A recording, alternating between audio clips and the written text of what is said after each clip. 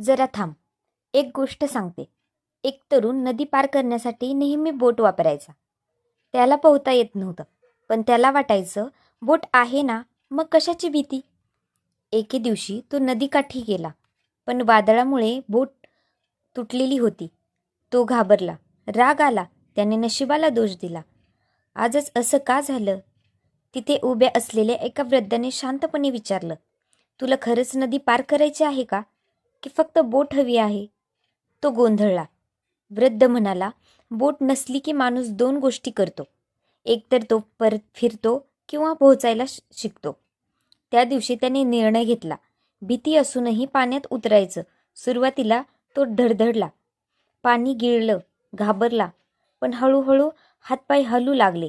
काही वेळाने त्याला जाणवलं, नदी इतकी भयानक नव्हती जितकी त्याने भीती होती. तो दुसऱ्या किनाऱ्यावर पोहोचला, थकलेला पण आधीपेक्षा खूप मजबूत.